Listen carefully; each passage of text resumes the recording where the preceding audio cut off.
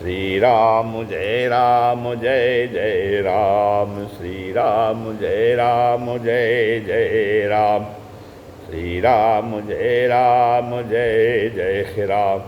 ओम श्री गणेशाय नमः, ओम श्री गुरुवे नमः, ओम श्री सीतारामचंद्राभ्यां नमः, ओम महामहेश्वराभ्यां नमः, ओम श्री एकादशमुखीदशेश्वरांतर्गाते नमः। शान्ताकारं भुजगशयनं पद्मनाभं सुरेशं विश्वाधारं गगनसदृशं मेघवर्णं शुभांगं लक्ष्मीकान्तं कमलनयनं योगिभिर्ध्यानगम्यं वन्दे विष्णुं भवभयहरं सर्वलोकैकनाथं। यं ब्रह्मा वरुणेन्द्ररुद्रमरुतः स्तुन्वन्तु दिव्यैस्तवै वेदै साङ्गपदक्रमोपनिषदैर्गायन्ति यं साम्यगा ध्यानावस्थितद्गतेन मनसा पश्यन्ति यं योगिनो यस्यान्तं न विदुषुरासुरगणा देवाय तस्मै नमः। नीलाम्बुजश्यामलकोमलाङ्गं सीतासमारोपितवामभागं पाणौ महासायकचारुचापं नमामि रामं रघुवंशनाथं। लोकाभिरामं रणरङ्गधीरं राजीवनेत्रं रघुवंशनाथं। कारुण्यरूपं करुणाकरं तं श्रीरामचन्द्रं शरणं प्रपद्ये। आपदामापहर्तारं दातारं सर्वसम्पदां लोकाभिरामं श्रीरामं भूयो भूयो नमाम्यहम्। वंशीविभूषितकरान्नवनीरदाभात् पीताम्बरादरुणबिम्बफलाधरोष्ठात् पूर्णेन्दुसुन्दरमुखादरविन्दनेत्रात् कृष्णात् परं किमपि तत्त्वमहं न जाने। भवानी शङ्करो वन्दे श्रद्धा विश्वासरूपिणो याभ्यां विना न पश्यन्ति सिद्धा स्वान्तस्त्वमीश्वरं।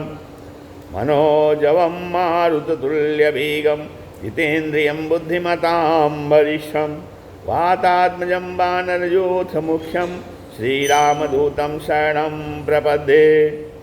मूकं करोति वाचालं पंगुं लङ्घयते गिरिं यत्कृपातमहं वन्दे परमानन्दमाधवं।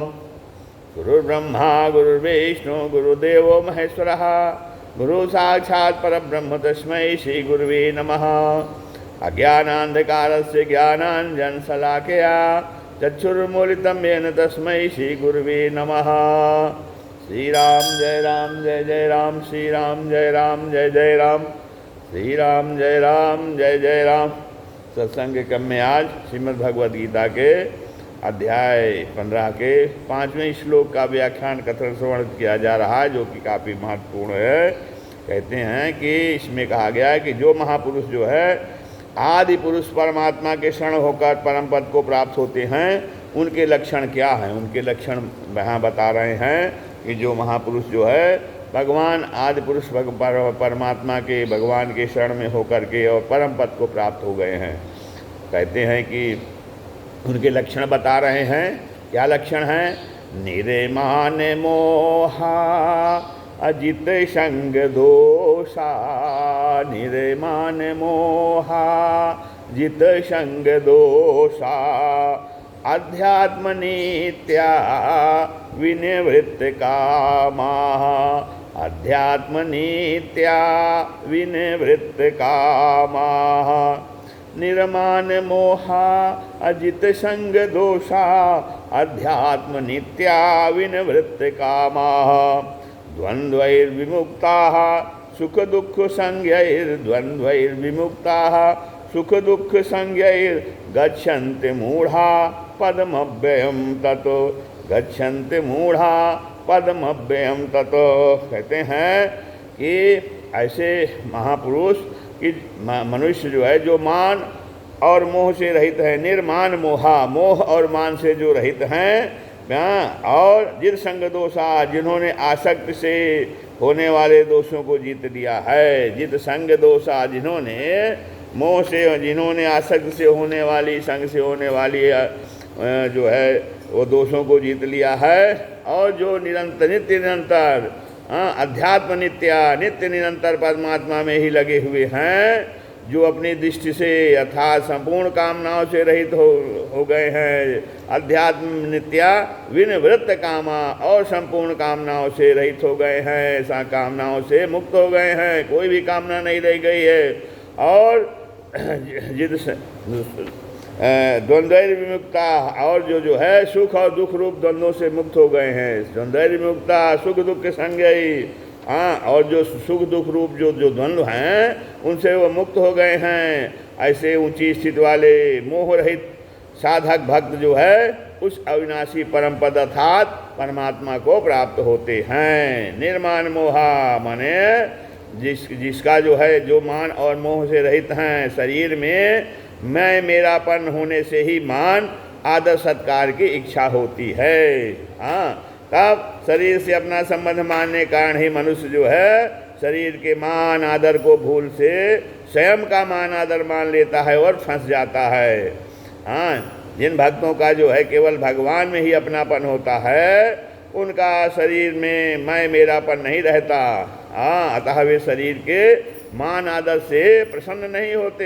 हाँ, फिर एकमात्र भगवान के शरण होने पर उनका शरीर से मोह नहीं रहता, फिर मान आदर की इच्छा उनमें हो ही कैसे सकती है। हाँ, तो केवल भगवान का ही उद्देश्य ध्येय होने से और केवल भगवान के ही शरण परायण रहने से वे भक्त जो है संसार से विमुख हो जाते हैं। अतः उनमें संसार का मोह नहीं रहता। जिद संग दोषा, जिद संग दोषा माने भगवान में आकर्षण होना, प्रेम होना, भगवान में आकर्षण होना, प्रेम होना, और संसार में आकर्षण होना आसक्ति कहलाती है। भगवान में यदि आकर्षण है तो उसे प्रेम बोलते हैं, और संसार में आकर्षण होता है तो उसको आसक्ति कहलाती है। तो ममता, स्पृहा, वासना, आसना आदि दोष आसक्ति के कारण ही होते हैं। आसक्ति के कारण ममता, स्पृहा, वासना, वासना और आशा आदि सारे दोष ममता आसक्ति के कारण होते हैं।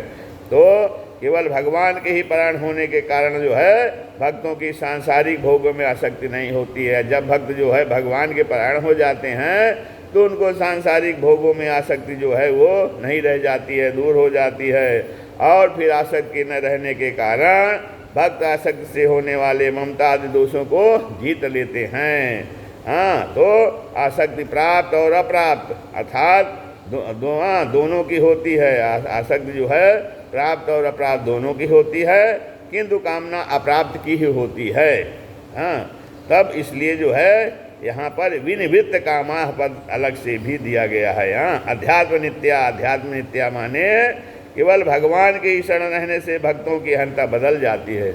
हाँ, अध्यात्म नित्या केवल नित्य निरंतर भगवान में लगे रहने से अर्थात केवल भगवान के ही शरण रहने से भक्तों की अहंता बदल जाती है। मैं भगवान का हूँ और भगवान मेरे हैं, मैं संसार का नहीं हूँ और संसार मेरा नहीं है। इस प्रकार अहंता बदलने से उसकी स्थिति निरंतर भगवान में ही रहती है। हाँ, तो कहते हैं कि यद्यपि मात्र प्राणियों की स्थिति निरंतर उसी सर्वव्यापक सर्वप्रकाशक सर्वेश्वर भगवान में ही रहती है, यद्य तथापि वे भूल से अपनी स्थिति भगवान में न मानकर संसार में मान लेते हैं। जैसे जो है अमुक वर्ण आश्रम संप्रदाय नाम जाति आदि का हूँ, अपनी इस विपरीत मानता कारण ही वे बंध जाते हैं और बार बार फिर जन्मते और मरते हैं। अब इस कारण कि मनुष्य की जैसी अहंता होती है, मनुष्य की जैसी अहंता होती है, मान्यता होती है, उसकी स्थिति वहाँ ही होती है। अब जैसे मनुष्य जो है जन्म के अनुसार अपने को ब्राह्मण मानता है तो उसकी ब्राह्मणपन की मान्यता नित्य निरंतर रहती है, अर्थात वह नित्य निरंतर ब्राह्मणपन में स्थित रहता है, चाहे याद करे या ना करे। ऐसे ही जो भक्त जो है अपना संबंध केवल भगवान के साथ ही मानते हैं, वे नित्य निरंतर भगवान में ही स्थित रहते हैं। हाँ, विनिवृत्त कामाः, संसार का ध्येय लक्ष्य रहने से ही संसार की वस्तु परिस्थिति आदि की कामना होती है। अर्थात जो है अमुक व्यक्ति वस्तु आदि मुझे मिल जाए, इस तरह अप्राप्त की कामना होती है। परंतु जिन भक्तों का जो है वो सांसारिक वस्तु आदि को प्राप्त करने का उद्देश्य है ही नहीं, तब वे कामनाओं से सर्वथा रहित हो जाते हैं। हाँ, अब क्या है कि जो शरीर में ममता होने से कामना पैदा होती है, शरीर में ममता होने से कामना पैदा होती है कि मेरा शरीर स्वस्थ रहे, बीमार न हो जाए, शरीर हृष्ट पुष्ट रहे, कमज़ोर न हो जाए। इसी से सांसारिक धन, पदार्थ, मकान आदि की अनेक कामनाएं पैदा होती हैं। हाँ, शरीर आदि में ममता रहने से भक्तों की कामनाएं मिट जाती हैं, और जो शरीर आदि में ममता नहीं रहती तो भक्तों की कामनाएं मिट जाती हैं। भक्तों का यह अनुभव होता है कि शरीर, इंद्रियां, मन, बुद्धि और अहम अर्थात मैंपन, ये सभी भगवान के ही हैं, भगवान के ही हैं। अब जब शरीर, इंद्रिया, मन, बुद्धि, अहम सब भगवान का है तो भगवान के सिवाय उनका अपना कुछ होता ही नहीं। हाँ, तो ऐसे भक्तों की संपूर्ण कामनाएं विशेष और निशेष रूप से नष्ट हो जाती हैं, इसलिए उन्हें विनिवृत्त कामा कहा गया है। विशेष, यहाँ विशेष बात है कि वास्तव में शरीर आदि का वियोग तो प्रतिक्षण हो रहा है। हाँ, शरीर आदि का वियोग प्रतिक्षण हो रहा है, शरीर प्रतिक्षण नष्ट हो रहा है, ये विनाशी है, इसका विनाश हो रहा है। अब साधक को प्रतिक्षण होने वाले इस वियोग को स्वीकार मात्र करना है, केवल मानना है। इन वियुक्त होने वाले पदार्थों से संयोग मानने से ही कामनाएं पैदा होती हैं। हाँ, तब ये जो वियुक्त होने वाले पदार्थ हैं, प्रतिक्षण नष्ट होने वाले पदार्थ हैं, इनका जो है संयोग मानने से ही ये कामनाएं पैदा होती हैं। और जन्म से लेकर आज तक निरंतर हमारी जो है प्राण शक्ति नष्ट हो रही है, और शरीर में प्रतिक्षण वियोग हो रहा, शरीर से प्रतिक्षण वियोग हो रहा है। तो जब एक दिन शरीर मर जाएगा तब लोग कहेंगे कि आज ये मर गया। वास्तव में देखा जाए तो शरीर आज नहीं मरा, प्रत्युत प्रतिक्षण मरने वाले शरीर का मरना आज समाप्त हुआ है। इसलिए कामनाओं से निवृत्त होने के लिए जो है साधक को चाहिए कि वह प्रतिक्षण वियुक्त होने वाले शरीर आदि पदार्थों को जो है वो स्थिर मानकर उनसे कभी अपना संबंध न माने। हाँ, क्योंकि वास्तव में कामनाओं की पूर्ति कभी होती ही नहीं। हाँ, जब तक एक कामना पूर्ति होती हुई दिखती है तब तक दूसरी अनेक कामनाएं उत्पन्न हो जाती हैं, और उन कामनाओं में से जब किसी एक कामना की पूर्ति होने पर मनुष्य को सुख प्रतीत होता है तब वह दूसरी कामनाओं की पूर्ति के लिए चेष्टा करने लग जाता है, प्रयास करने लग जाता है। परंतु यह नियम है कि चाहे कितने ही भोग पदार्थ मिल जाएं, पर कामनाओं की पूर्ति कभी हो ही नहीं सकती। हाँ, कामनाओं की पूर्ति के लिए सुख भोग से नई नई कामनाओं की पूर्ति के सुख भोग से नई नई कामनाएं पैदा होती हैं। जिमि प्रतिलाभ लोभ अधिकाई, तुलसीदास जी ने कहा है, जिमि प्रतिलाभ लोभ अधिकाई। तब संसार के संपूर्ण व्यक्ति पदार्थ एक साथ मिलकर एक व्यक्ति की भी कामनाओं की पूर्ति नहीं कर सकते। फिर जो है सीमित पदार्थों की कामना करके सुख की आशा रखना महान भूल है। हाँ, कामनाओं के रहते हुए कभी शांति नहीं मिल सकती। स शांति मापनोति न काम कामी, अतः कामनाओं की निवृत्ति ही परम शांति का उपाय है। कामनाओं की निवृत्ति ही परम शांति का उपाय है। परम शांति प्राप्त करना चाहें तो कामनाओं से निवृत्त हो जाएं, कोई भी कामना न रहे, न करें। इसलिए कामनाओं की निवृत्ति ही करनी चाहिए, न कि पूर्ति की चेष्टा। अब जो सांसारिक भोग पदार्थों के मिलने से सुख होता है, सांसारिक भोग पदार्थों के मिलने से सुख होता है, यह मान्यता कर लेने से ही कामना पैदा होती है। हाँ, अब यह कामना जितनी तेज होगी उस पदार्थ के मिलने में उतना ही सुख होगा। हाँ, लेकिन वास्तव में कामना की पूर्ति से सुख नहीं होता। जब मनुष्य जो है किसी पदार्थ के अभाव का दुख मानकर कामना करके उस पदार्थ का मन से संबंध जोड़ लेता है, तब उस पदार्थ के मिलने पर जो है अर्थात उस पदार्थ का मन से संबंध विच्छेद होने पर, अभाव की मान्यता का दुख मिट जाने पर सुख प्रतीत होता है। अब यदि वह पहले से ही कामना ना करे तो पदार्थ के मिलने पर सुख और न मिलने पर दुख होगा ही नहीं। मूल में कामना की सत्ता है ही नहीं, क्योंकि जब जो है काम्य पदार्थ की ही स्वतंत्र सत्ता नहीं है तब उसकी कामना कैसे रह सकती है। इसलिए जो है सभी साधक जो है निष्काम होने में समर्थ हैं। द्वंद्व विमुक्ता सुख दुख संगे, वे भक्त जो है सुख दुख हर्ष शोक राग द्वेष आदि द्वंद्वों से रहित हो जाते हैं।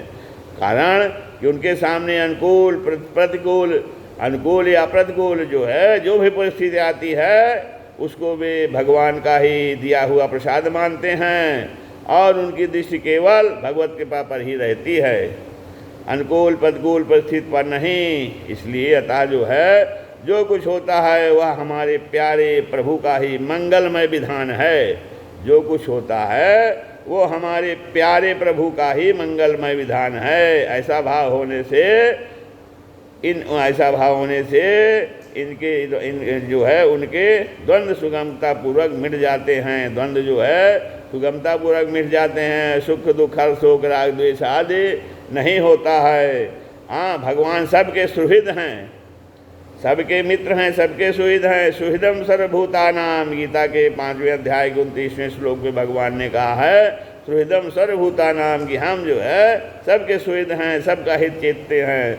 उनके द्वारा अपने अंश अर्थात जीवात्मा का कभी अहित हो ही नहीं सकता, क्योंकि उनके मंगलमय विधान से जो भी परिस्थिति हमारे सामने आती है वह हमारे परम हित के लिए ही होती है। इसलिए जो है भक्त भगवान के विधान में परम प्रसन्न रहते हैं। हाँ, शरीर इंद्रिया मन बुद्धि, शरीर इंद्रिया मन बुद्धि को अनुकूल प्रतिकूल परिस्थिति का ज्ञान होने पर भी ऐसी परिस्थिति क्यों आ गई, ऐसी परिस्थिति आती रहे, ये आदि विकार द्वंद्व उनमें नहीं होते हैं। अब विशेष बात ये है कि द्वंद्व माने राग द्वेष आदि ही विषमता है, द्वंद्व ही विषमता है जिनसे सब प्रकार के पाप पैदा होते हैं। इसलिए विषमता का त्याग करने के लिए साधक को नाशवान पदार्थों के माने हुए महत्व को अंतःकरण से निकाल देना चाहिए।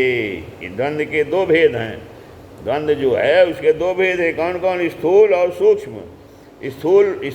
स्थूल द्वंद्व माने व्यावहारिक द्वंद्व, सुख दुख जो है अनुकूलता प्रतिकूलता आदि जो है वे स्थूल द्वंद्व हैं। प्राणी सुख अनुकूलता आदि की इच्छा तो करते हैं पर दुख प्रतिकूलता आदि की इच्छा नहीं करते। यह स्थूल द्वंद्व जो है मनुष्य पशु पक्षी वृक्ष आदि सभी में देखने में आता है। हाँ, असूक्ष्म द्वंद्व अर्थात आध्यात्मिक द्वंद्व यद्यपि अपनी उपासना और उपास्य को सर्वश्रेष्ठ मानकर उसको जो है उसको आदर अर्थात महत्व देना आवश्यक है, लाभप्रद है, फिर भी तथापि दूसरों की उपासना और उपास्य को नीचा बताकर उसका खंडन निंदा आदि करना सूक्ष्म द्वंद्व है जो साधक के लिए हानिकारक है। अब वास्तव में सभी उपासनाओं का एकमात्र उद्देश्य क्या है? संसार से अर्थात जड़ता से सर्वथा संबंध विच्छेद करना है। सब चाहे जिस मार्ग से उपासना करिए, सबका एकमात्र उद्देश्य है जड़ता से अर्थात संसार से सर्वथा संबंध विच्छेद करना है। अब साधकों की रुचि श्रद्धा विश्वास और योग्यता के अनुसार उपासनाओं में भिन्नता होती है, जिसका होना उचित भी है। इसलिए अतः साधक को उपासनाओं की भिन्नता पर दृष्टि नहीं रखना चाहिए, बल्कि जो है उद्देश्य की भिन्नता पर ही दृष्टि रखनी चाहिए, क्योंकि सभी का उद्देश्य एक रहता है, अभिन्न उद्देश्य में भिन्नता नहीं है, अभिन्न है। तब दूसरे को उपासना को न देखकर अपनी उपासना में तत्परता पूर्वक लगे रहने से उपासना संबंधी सूक्ष्म द्वंद्व सब मिट जाता है, स्वतः मिट जाता है। अब गीता में स्थूल द्वंद्व को मोह कलिलम और सूक्ष्म द्वंद्व को शुद्ध प्रतिपन्ना कहा है। तो साधक के अंतःकरण में जब तक जो है संसार अर्थात जड़ता का संबंध या महत्व रहता है तभी तक ये द्वंद्व रहते हैं।